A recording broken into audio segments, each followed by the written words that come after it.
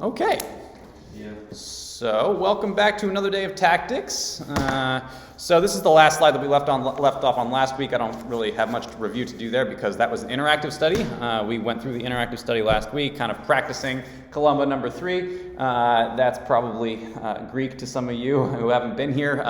We have different types of questions called the Columbo questions. And we'll just kind of go over them real quickly just to catch some of our friends up. So who remembers what Columbo number 1 is?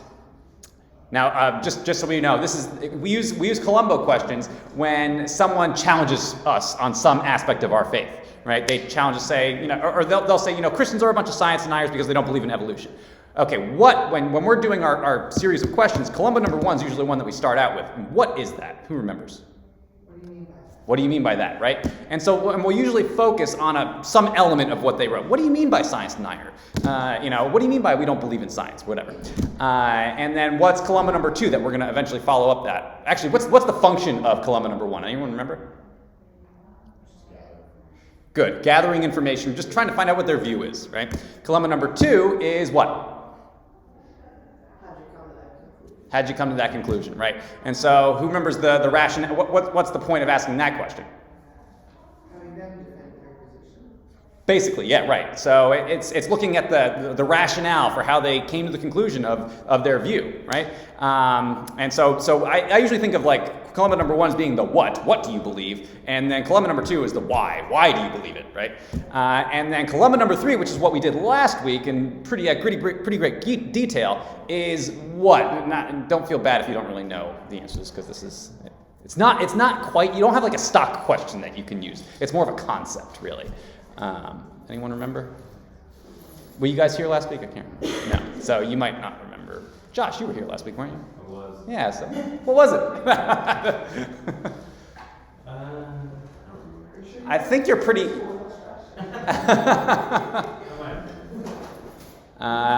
Caroline, there you go. Using questions to make a point, right? And so what you're doing is you're showing how whatever their view is and their rationale for it, right? Because our conviction about Christianity is that it matches up with reality. It's not like some fanciful belief system that is not applicable to real life, right? And so what we're doing is we're showing how their view, atheism, whatever other religion, doesn't quite match to the evidence, right? Match with the evidence that we live and breathe in real life. And so you're kind of juxtaposing those two things together and showing, how do you make sense of that? Right? Basically is what you're doing with Columbo number 3. And so we were looking at a bunch of challenges last week, and I had you guys come up with your own challenges, and you tried to kind of got up into partners, and you had a defender and a challenger, and then the defender tried to figure out what's a good Columbo number 3 that I can show this person that their view just really doesn't make a whole lot of sense, right? That was the point.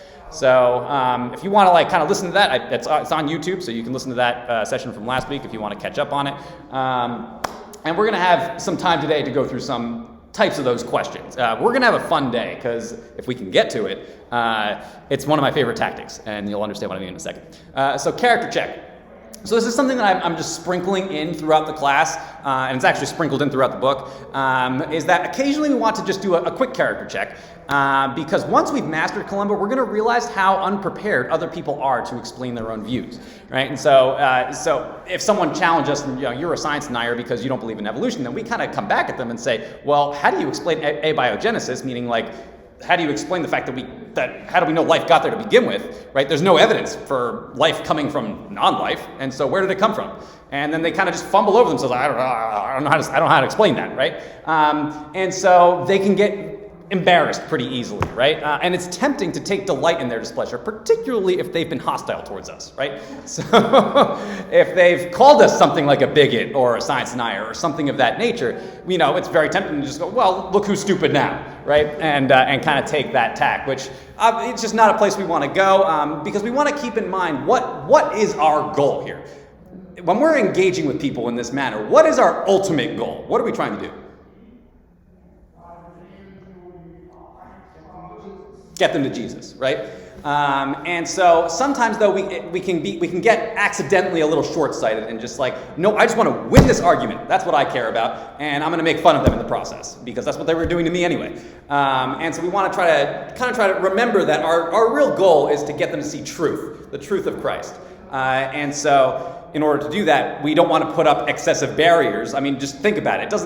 Have you ever gotten into a discussion with someone and you ended up being wrong, but you just kind of rejected their view just because of how nasty they were to you?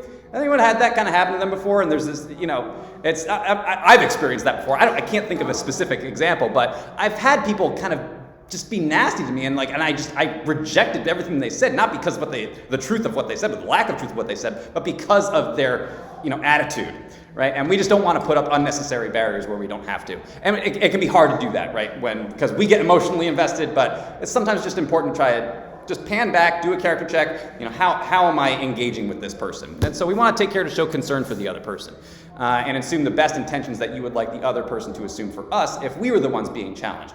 I've had it happen where I've said something dumb, right, that just didn't align with the facts. I just didn't do my research.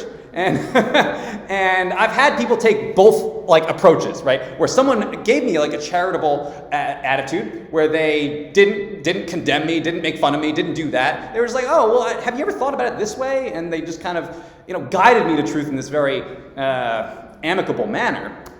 And I actually was much more agreeable to that truth under those circumstances.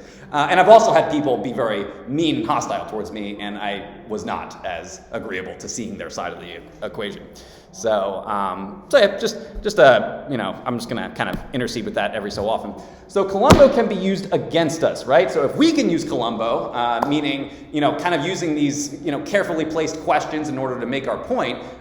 So something that's important to know with questions, and this is something we established earlier in the class, is what we're trying to do is we're trying to take the burden of proof away from us, right? That's one of the big things, tactical advantages of asking questions, because if you're just the one asking questions, you don't have to prove your point, right? And so when people start to ask Christians questions all the time, like, oh, why do you believe this? Why do you believe that? The burden of proof is always on the Christian. We just want to make sure that playfield is level, right? Where we're occasionally asking questions too.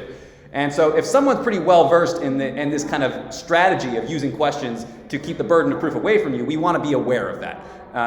And so there's a couple of tactics that we can use in order to stop that from happening. And so oftentimes with us, we have people kind of challenging us, right? We're not, a lot of times Christians aren't the ones going out there challenging other people. It's people that are challenging us. They're calling us, people that believe in a fanciful thing, guy in the sky. How could that possibly be real? And it doesn't sound real to them, and so they challenge us. And so first, after we can answer some questions, right? I'm not saying that we can't answer any questions, but say if they've kind of challenged us a few times, and we've answered a few of their questions, you say, oh, I've noticed that you've asked me a few questions, but I actually want to know your view too. I'm interested to know what your view is, and you just kind of ask them, would you mind if I just asked you a few questions too? And that's how you stop the advance, right? You kind of say that, I actually want to ask you some questions. And that's how you stop that cycle of you just answering question after question after question after question after question, and they never have to bear that burden of proof, right? Now, if they say no, I'm going to keep asking you questions, you're like, well, I think it would be, you can actually kind of call them out on it. I'd actually like the burden of proof to go on you a little bit. I kind of want to see what you're saying. That you're kind of telling them, I know what you're doing, right? So you can do that if they refuse. And then after you've kind of established that you can then ask questions, then you regain control by actually asking them questions. So the way this might look is they're going to, you can say, well, you've asked me all these questions. I kind of get the sense that you don't agree with me, but I don't exactly know your thoughts on the resurrection or whatever it is that you're talking about. And so can you clearly state your point, or clearly state your view on the resurrection so that I know what we're talking about? And so those are the two steps. So stop the advance by saying, I kind of want to ask you some questions, and then regain control by actually asking them what their view is. And then from there, you can go and use Columbo number 2, say, okay, well, how'd you come to the rationale that the resurrection is possible, and then so on, right? And then if you have a formulated Columbo number 3 where you can kind of show how their view doesn't match with reality, go have at it. Now, who remembers how to take yourself out of the hot seat? So if you don't have a good question to ask, or you don't really know how to deal with the evidence that they're giving you, how do you kind of get yourself out of that situation?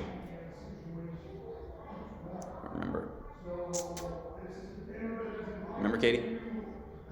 Yes, to think about it. Yeah, like so. You want to look into it or something. Right, so you can just say, okay, now let me think about it. And there's no shame in saying that, right? In saying that, okay, they've given, say you don't really have a whole lot of knowledge on evolution, right? That can easily happen, right? And they give you like a plethora, like a ton of evidence. This is what evolution's all about. This is why I know it's true. And that can be overwhelming, right? And so you can just say, well, okay, you've stated your point. I see. I'm a little new to this. I've never really, looked at some of this evidence.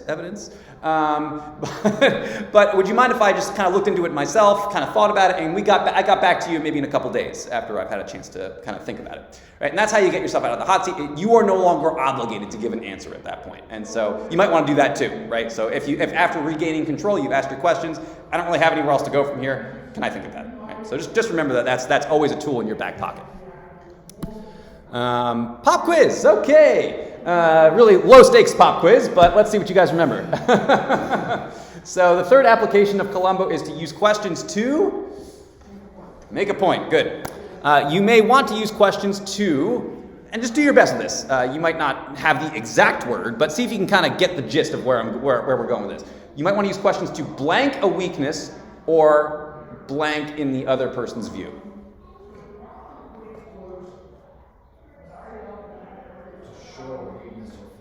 Yes, good. The technical word was exploit a weakness, but I think show a weakness is good enough. These are stock questions from the book, so. Good. The key to finding the flaw is to pay blank to the answer your friend gives to? Attention. Good. And to the answer they give to what? Just take a stab at it. I probably would get it wrong if I didn't know. So. Good. So Columbo number 1 or 2, right? So whatever answers they gave earlier. So yeah, the previous 2 Columbo questions. Good. And that was from last week. So a lot of you weren't here last week. So I'll just kind of. Hey, was anyone here? Josh, you were here last week. Were you the only one here last week? I guess you might have been the only one. Do you remember? So let's just see if you remember any of these. 3 specific ways to improve your Columbo skills. If you remember one of them, that'd be great. But if you don't remember, that's perfectly fine. Blank objections and think of questions in advance.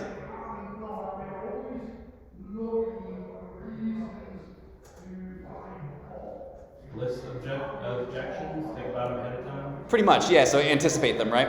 So good. And then, so after you've anticipated the objections, and then you've actually had the engagement with the other person, you want to reflect on the questions that you might have asked that you just didn't because it's in the moment and you just kind of forget to ask certain questions.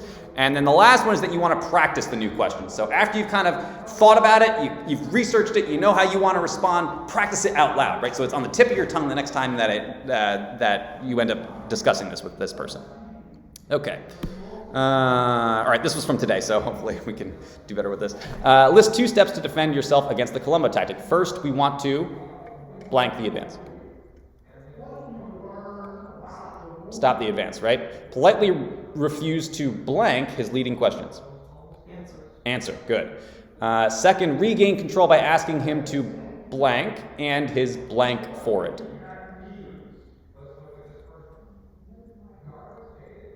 Explain what you think and why. Yes, pretty much. That's the gist. Yep. You want to ask him to state his point and his reasons for it. So that's pretty much the same thing. Good. Okay, story times. The nice thing about this class is that we do story time every night.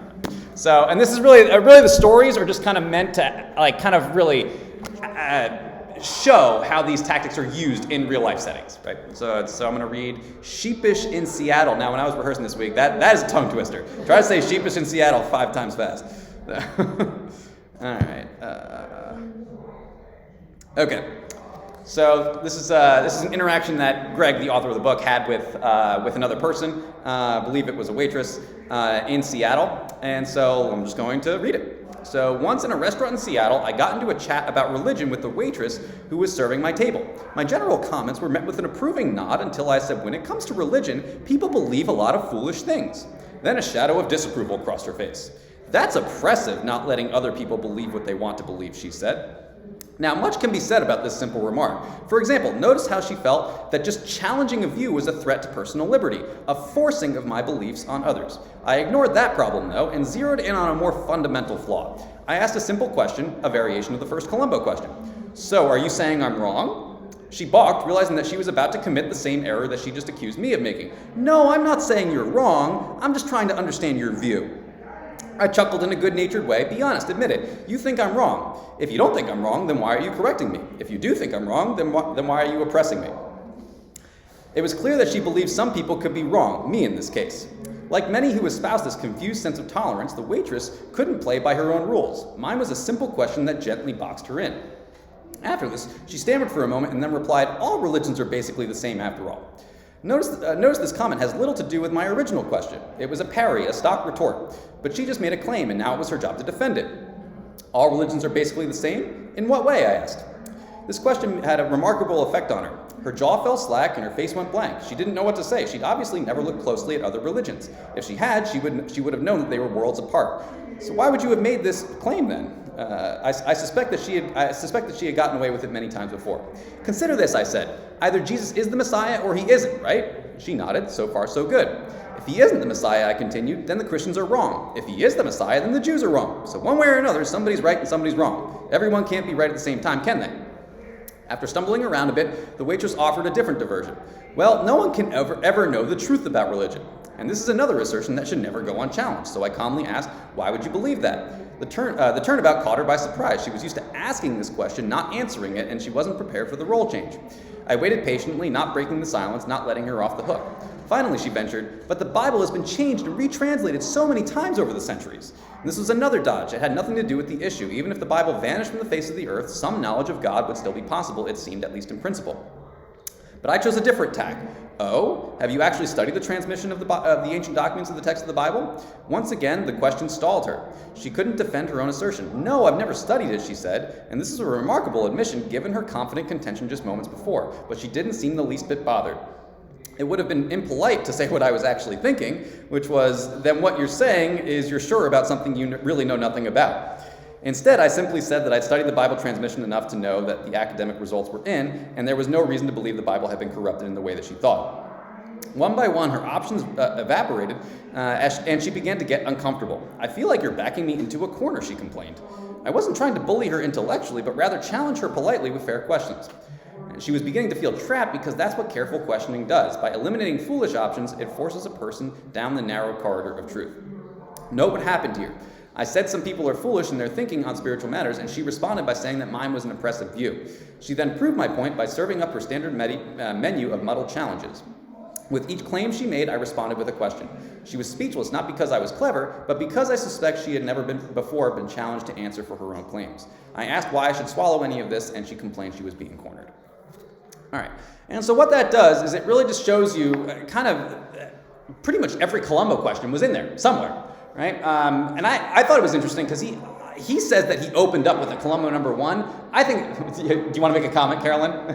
My only thought is like, I would never have the guts to have a conversation with a server that I just met like that. Like, Right. I feel like that's like, Yeah, anyone bringing you food, that feels Wait till bad. after you have like I thought, I hope he tipped her really well. Right. To me, like I'm not whatever. And also, my steak's not cooked the way I like it.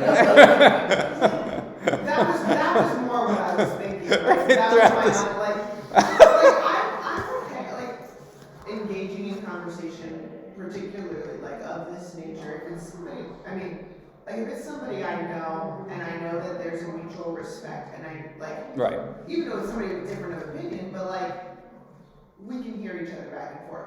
But the idea of doing this with a stranger at a restaurant is Yeah, right. beyond Yeah. my level of. That's somebody who likes to live dangerously. Right.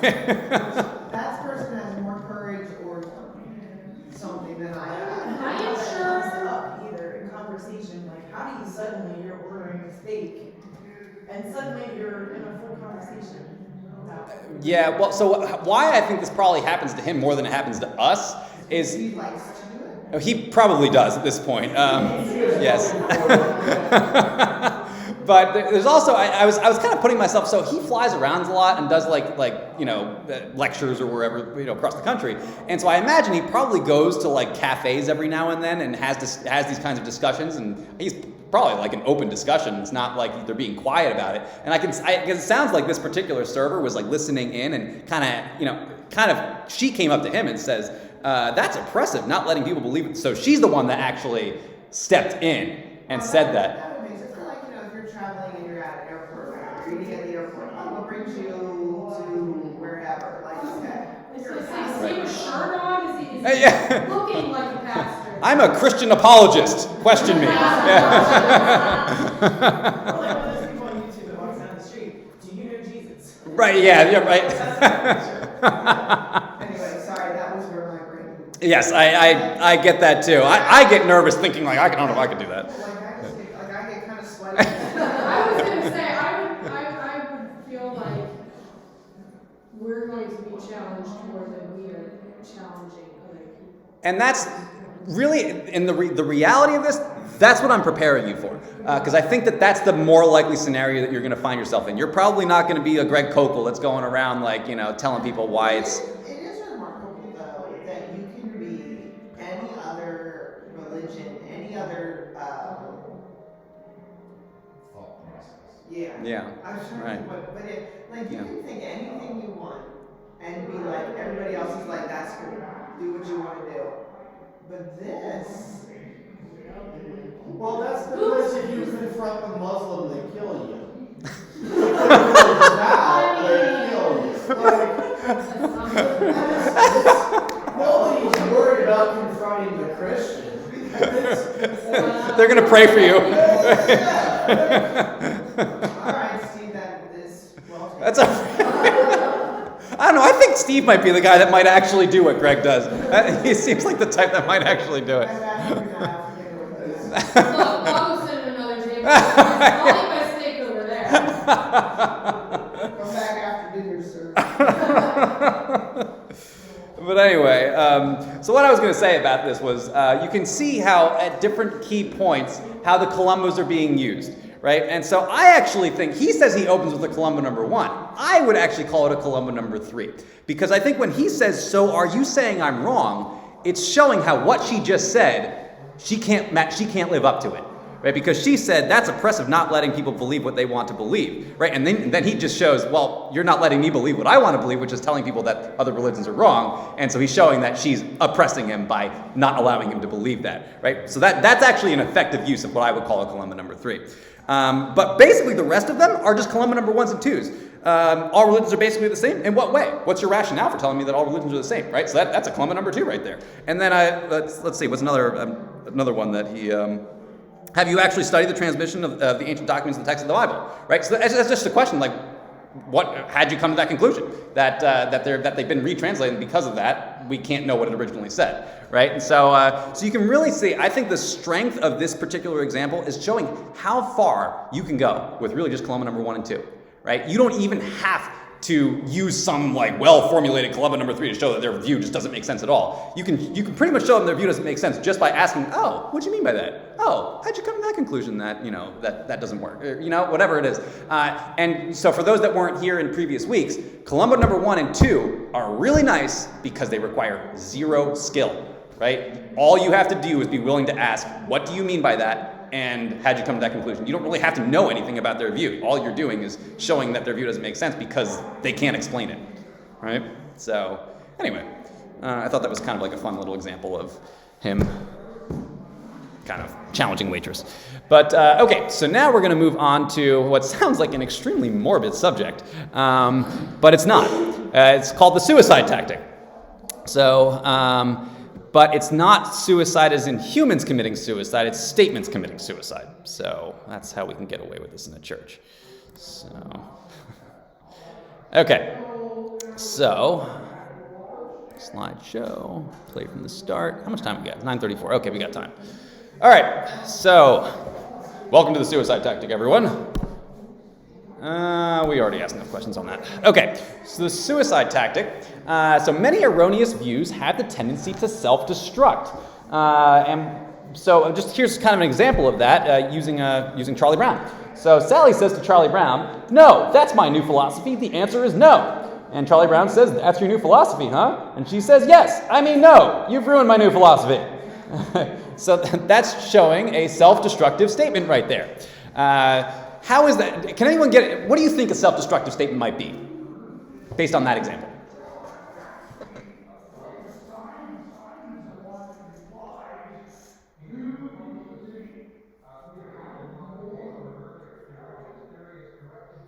Statement that repeats itself. Right. Yeah. It's self-defeating, right? She said that her new philosophy was no, which means that she always says no. But then if Charlie Brown asks her if that's her new philosophy, it shows that it can't live up to its own standard because she has to say yes. If she doesn't say yes, then it's not her new philosophy. If she does say yes, her new philosophy is broken. And so it blows up, basically. That's what we mean by self-destruct, right? And suicide statements contain the seeds of their own destruction. So I'm gonna kind of give you a couple examples just to kind of show you kind of like a very obvious way in which suicide statements just exist. So here's the first one. I cannot speak a word in English. Why is that a suicide statement? Except the ones you just did. Except the ones you just did, right? So you just said a bunch of English words in saying that, right? So it can't meet up to its own standard. There are no sentences more than 5 words in length. We can say it. Why is that a suicide statement? What's that? There are no sentences more than 5 words in length. Was that? That was it, right? You counted it up. Yeah, that was it. There you go. Very good. Now, and this is this last one is going to show you how it can get a little bit more subtle, and this is one that you will actually hear said at times. You can't know anything for sure. That in itself is a statement of certainty. There you go. What would you ask that person, actually? How do you know that? Yeah, right. How do you know that? What's that? Do you know that for sure? Right? Yes. Very good. That'd be an interesting conversation. But these are, I think, the reason why I think I have so much fun with this is because they're like puzzles almost. You just have to figure out like where is this statement kind of not like refute itself, basically. And so some thoughts about this about suicide statements is sometimes statements include themselves in what they refer to, right? And so J.B. Moreland said that every statement is about something, right? There are no statements in which it's just not about something, right? All dogs have fleas is about what? Dogs, right? So, and the fact that they have fleas. So it's about sometimes statements have themselves as what they refer to, right? So all English sentences are short, right? So if you say that, what's that referring to? What's the subject of that? English sentences. English sentences, right? And what is that sentence? That all English sentences are short. It's an English sentence, right? And so it's referring to itself, right? And when a statement fails to satisfy its own criteria for truth, it is then self-refuting. So who can tell me why you shouldn't make moral judgments is a problem? Well, I guess it says that right there. I'm a good reader. It says it's a moral judgment, right? I should have seen that. When you're telling someone that they shouldn't do something, that is a moral judgment. And so if you're telling someone that you shouldn't make moral judgments, well, okay, now it's not meeting its own standard now, and it self-destructs. So, do I have it in here? No, I don't. So the thing is, it doesn't mean your own view is right. It means only that their view cannot succeed, right? So the example that I kind of came up with earlier this week was, say you have a debate going on between a Mormon and an atheist, right? And the atheist says something like, you can't know anything for sure. And the Mormon goes, well, that's a suicide statement. That can't meet its own standard, because can you be sure of that, right? And so just because the Mormon pointed out that is not true, that there's no universe in which that could possibly be a true statement, doesn't mean that the Mormon's view on the atonement is correct or whatever. So that's kind of the point there. It just shows that their view cannot succeed. And here's a slightly controversial statement, but you know where it's going at the end of it. Even God can't cause self-refuting statements to be true. Anyone know what that's driving at? There you go, right? Now, some people will challenge you and say, well, if he was all-powerful, he could. There we go. I like that. Yeah. Like, he has free will. Right. Like, he can be taunted by you. These are creative responses. I like it. But being the absolute definition of truth and moral judgment, let's go there. Like he cannot lie. He cannot. Right. Yes, all powerful, but in his nature, that is not plural. He cannot. That's yes. I saw the spirit of that in Carolyn's response. Yes. Yes. So there are certain limits to what God can do, such as lying. Right. He cannot lie. He cannot make a square. He cannot make a square circle. Right. Once it becomes a circle, it's now a circle. It's no longer a square. Right. He cannot make a morally free person not have the option to choose evil. Right. That is no longer a morally free person. Right. So. So he cannot be contradictory. So suicide ideas are therefore false by necessity. Okay, so this is why the suicide tactic works. I don't really like the name tactic for this because it's not really a tactic as much as it is a principle of just being able to see suicide statements when they happen and just know how to respond to them when they do.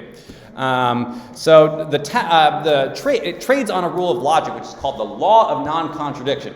And so I'm gonna use a really fancy philosophical formula, but you'll understand what I mean in a second. So what the law of non-contradiction states is that A, meaning a variable, A cannot be A and not A at the same time and in the same way. What do I mean by that? I've got a cell phone right here. Right? This cell phone cannot be a cell phone and not a cell phone at the same time and in the same way. Now, that doesn't mean there could be multiple senses or multiple times, right? There could be a time many years from now in which this cell phone will be just a gob of metal and plastic, and it's no longer going to be a cell phone in the sense that we mean cell phone. And so someone could say, well, it's just a glob of metal. And I'm like, right, maybe years from now, but right now it is a functioning cell phone. So to say that it's not a cell phone is, unless they mean it in a different sense, is contradictory, right? And it could also be used in a different sense. Like you could use this in multiple ways, right? I can use it as a cell phone to call people, but I can also use it as a brick, right? Say you're in a burning building and you want to break out of the window and to get little shards off of the sides of the window so you don't, harm yourself on your way out. You use your cell phone. I just got a new case too. This is a Defender, so it's pretty strong. So it'll be able to take out those little shards. So that's right. So it'll take out those little shards, and so yes. Maybe you can say, well, it's a brick and a cell phone. I'm like, well, that's a different sense. If I mean cell phone, then it cannot be not a cell phone and cell phone at the same time in the same way. So it's always a cell phone, but not always a brick. Yes, right. Those are different senses, right? But if we're talking about it being not a cell phone, that is a contradiction. If I've already called it a cell phone, right? Okay, good. I just want to make sure. And this will become, if anyone's confused on this, don't worry about it. I'm going to give like 1,000 examples of this. It's like squares and rhombus, you guys. Yeah. Everybody wants to practice arguing, just talk to Steve. That's okay. So what you always want to ask, so yeah, if you can say that, if you look at a statement and you can say that A is the case, but also A is not the case, then you know you've come across a suicide statement. That's how you know. And we're going to drill this a bunch of times, and it's going to be a lot of fun. So just give me a second. So things you want to be asking: does the claim satisfy its own requirements? Is there an internal contradiction anywhere? And let's just get to practicing. So explicit contradictions. So who could tell me how I never repeat a word never is a suicide statement?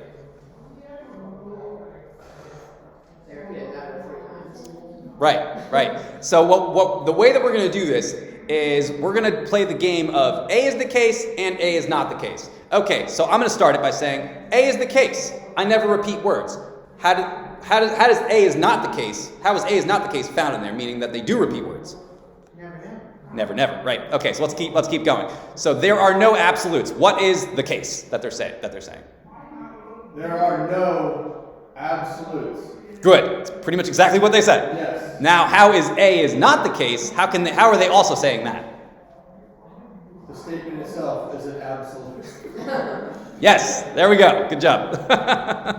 All right. So I'm gonna start to ask some new people. So this page intentionally left blank. What is the case that they're stating?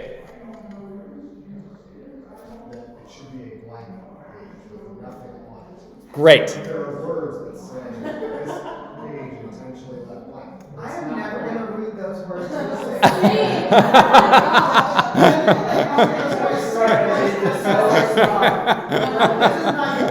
did you have to print that? Right. I just wanted it blank. Save the ink. Right. I think all standardized tests everywhere that have. That statement on there somewhere.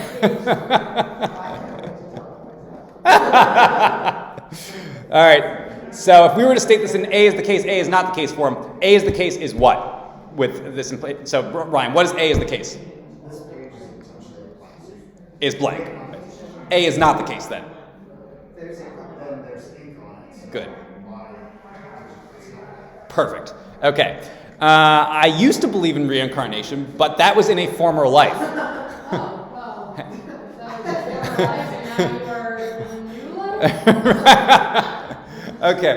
So Becca, A is the case. What is it saying? What is the statement saying? I used to believe in reincarnation, however, like, they don't believe in it now, I guess, but And now A is not the case is what? they apparently lived a former life, so they're living now, so, yeah. Right. So A is the case. I don't believe in reincarnation anymore. A is not the case. I do still believe in reincarnation. Right. That's kind of how you can put that. Right. Okay. I'll give you 3 good reasons you can't use logic to find truth. Are your good reasons going to be logical? That's what I would think. If you're giving reasons, it's got to be logical, right? So A is the case. logical, I don't want to hear it. Right. Carolyn doesn't have time for that stuff. Okay, so A is the case. What is it? You can't find truth using logic. Right. And then how do they refute that? 3 good reasons. They're using logic to find truth. Good. I'll give you one good reason to be stupid. Oh my gosh, I just went back to like the, I'll give you 5 good reasons for Charlie Brown, and he 1, 2, 3, 4, 5, and he's like, those are good reasons. Yes. In the Charlie Brown episode, or in the Christmas episode, when he wants to use his blanket, is that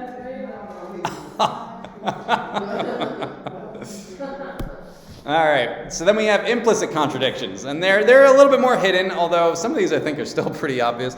But all right. So let's start with the first one. My brother is an only child. Well, who are you?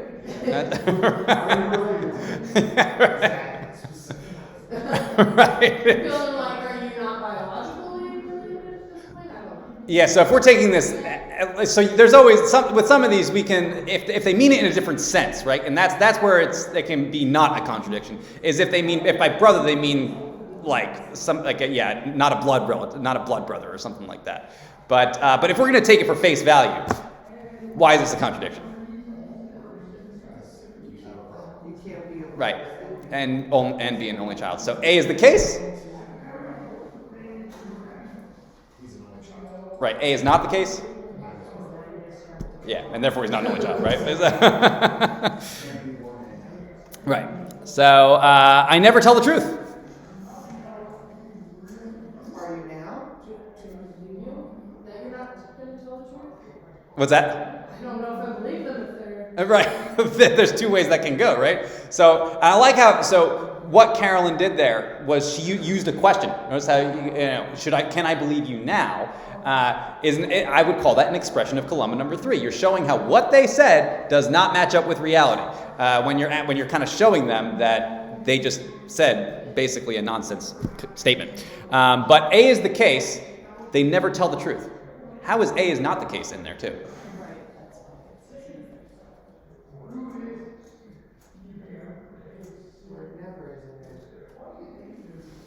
Right. If they never tell the truth, then that statement's a lie. Exactly.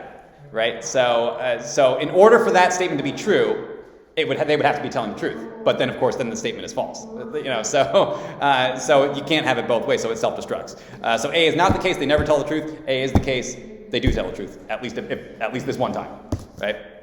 So this one I had to think about a little bit. I think this is a Yogi Berra statement. If anyone's familiar with those. Always go to other people's funerals, otherwise they won't go to yours.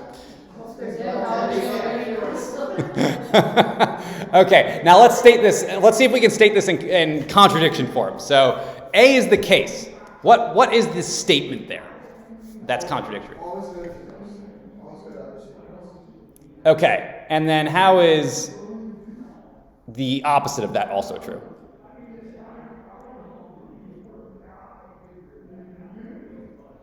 Well, it's already dead, they can't contribute for that. Right, right. So so I guess You've already gone to theirs, they're not going to be around to come to yours. right. Like, the statement is about the individual whose funeral you have already attended. Yeah, I think the way that I had it in my head was the people are dead, the people are not dead. That was that. But I think you could also probably state it.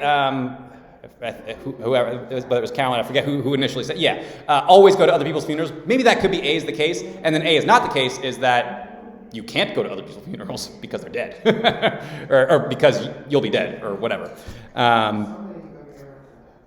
Right. Or, alternatively, you don't go to any funerals and other people don't, and so that way no one dies. So, yeah. wow, that's eternal life then. That's Yeah, that's how you do it. that's how you do it. Well, let's all give a round of applause for Steve. He found the Holy Grail. Very good. Thank you, sir. Not go to other people's funerals. So, it's game over then. All right, so ask me about my vow of silence. Good job, Evan. Good job. There we go. So, A is the case. I'm silent. A is not the case. I'm not silent. Pretty sure Matt Walsh, or not Matt Walsh, Steve Crowder. Steve Crowder from with his sign at his table. He's Oh, wait. not actually saying anything, he just has a sign that says that. Oh, Change my mind, I'm sorry. Okay. All right, let's see. I have anything else in there? How much time we got left? We've got 5 minutes left. Okay, you shouldn't correct teachers, Christian. I got to give some context with this one. So this one, this was actually someone who called in to Greg. Now, Greg will occasionally, make commentary on what other Christian teachers are doing and kind of showing how that doesn't really make a whole lot of sense. That's not doctrinally sound or whatever. And so he'll kind of comment on it. And so someone called in one day saying that you shouldn't correct Christian teachers on public radio. Teacher on the radio, now you're correcting me. Right. On radio. Right. Yeah. So I bet he had a good time with that. what's I that? bet he had a good time. I'm sure he did. Well, this actually, it's in here. I'm going to read it to you if we have time. So you shouldn't correct Christian teachers in public radio. So what is A is the case? What is it that they're asserting? And what is A is not the case? That they're that you, in doing that, you are correcting a teacher on public radio. Good. You shouldn't force your morality upon me or on me.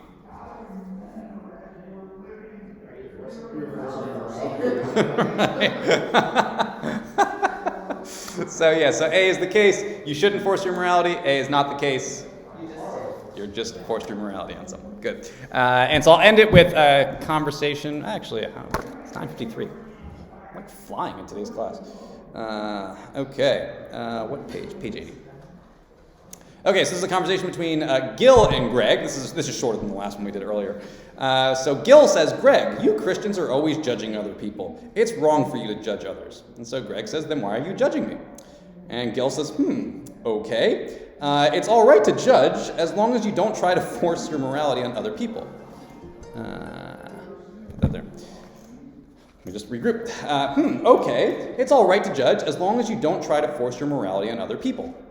So Greg says, is that your morality? Then why are you, and he nods and says yes. Then why are you forcing it on me? And Gil says, it's not fair. There's no way I can say it so it sounds right. And he thought that Greg was playing a trick on him, like a word trick. And so Greg says, it doesn't sound right because it isn't right. It's self-refuting. And Gil says, now you got me all confused. And Greg says, jokingly, no, you were confused when you started. You just now realized it. So that might have been what he was talking about in the, you shouldn't correct Christian teachers on public radio comment. It's kind of a similar idea there. Okay. Right. So let's see if we can find the self-refutation here. This will probably be the last slide that we do. So professor to student, you shouldn't be a missionary because it's wrong to try to change other people's beliefs. That's all a professor does all day long. Just try to change other people's beliefs. That's, right. There you go. So what is it that what is the statement saying? What is A is the case? It's wrong to change other people's beliefs. Good. Now, how is the opposite of that in there? He's trying to talk the student out of what they believe. Exactly, right? Because it's especially like a missionary, right? It's our conviction that we want to change other people's beliefs so that they can believe in Jesus, right? Because if they don't, then that's a big problem for them, right? And so the professor is saying that he's trying to change the missionary's belief on the Great Commission, basically. And so A is the case, you shouldn't change other people's beliefs. A is not the case, you should change other people's beliefs. All religions are equally true.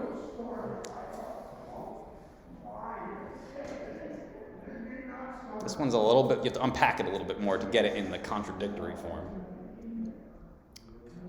Well, that can't possibly be true simply because of who is the center of your religion. Who is the center of religion? I mean, the Muslims want to say Christ is nothing but a prophet. The Jews say he's not the Son of God. It's like, okay, well, somebody here is wrong. Clearly, Right. It can't all be true. Sorry. Done. That's the heart of it. That's right. And so if we're going to try to... You can't have equally true. Right. It's having Because that's not a truth statement. Like, that's not a capital T truth statement. What do you mean by that? Like there is one truth, and we know, like Steve said, like, that God is at the center of all of what we do. Right. But like, if you remove what the definition of truth is, you're left with this statement. Meaning, like, as the definition of truth being... True is whatever you want it to be. In this sense. In this sense. Right. So like you can't use true if you're saying anything can be true. Right, because that would imply that they're wrong things. Right. Good. Trying to think of like a good way to put this in. So let's see if we can try to turn this into an A is the case, A is not the case, just because I think that helps our brains kind of sense where these, contradictions are. So A is the case.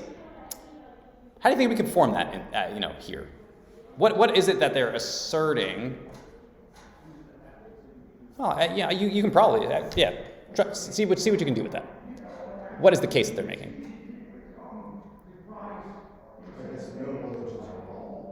No religions are wrong. And how is that undermined by what they just said? Because each religion claims to be right. Right. So I think the best way to flush this out then is if you get specific, like what Steve did, right? This one it just requires a little bit of unpacking. So if you say, well, Christianity says that the other religions are false, right? And so A is the case, Christianity is true. But you're saying that all of them are true. So that would mean that the other ones are true, Islam and Judaism and whatever, that say that Christianity is false. So how do you get both to be? They can't both be true. It's either one or the other. Either Christianity is true, which says that all the others are false, or Muslim, whatever, Islam, all the other ones that say that Christianity is false or is true. You can't have it both ways. Or put it this way: A is the case, Christianity is true. A is not the case, Christianity is not true. Is that? You have to go like more specific. I think so. Like kind of what Steve did was you have to get an illustration. Yeah, it's not right in the sentence. That's what I'm like, how do you figure Yes. it out from the sentence? That's And no background information. That's right, and that one does require some background knowledge. But it's not that much because I think we all know that the different religions have very different claims. So yeah, all you need to know is that Christianity makes the claim that the other religions are false, and so that can't be true if this statement's true, if they're all equally true. You just simply look at that. Okay, change the words. Like maybe say all oranges are good. Well, that's not true if one orange over here is ripe and juicy and delicious, and the other one over here has been sitting on the counter for It's not It's going to be the same. Right. And that's a good way to give it a picture, or so cool. At the core, the reason there are multiple religions is because they contradict each other. Yeah. That's the reason there are multiple religions. So, otherwise it would just be called religion. It wouldn't be called Christianity or Islam or Judaism or whatever. Right. It's those So, differences. Yeah. If the reason we have different religions is because they contradict each other, how can they all be true? Good. That's great job, Josh. That sums it up pretty much. All right. Very good. And it's 10 o'clock, so let's just do a quick prayer, and then we'll head on up to worship. Thank you, Lord, for bringing us in your house this morning, just to kind of tease through some of these suicide statements that just show that some views out there just cannot possibly work. But what's so beautiful is that we know that your truth does work, and just help us to, in a kind and gentle manner, maybe show some people your truth, maybe occasionally using this tactic that we learned today. And it's in Jesus' name that we pray. Amen.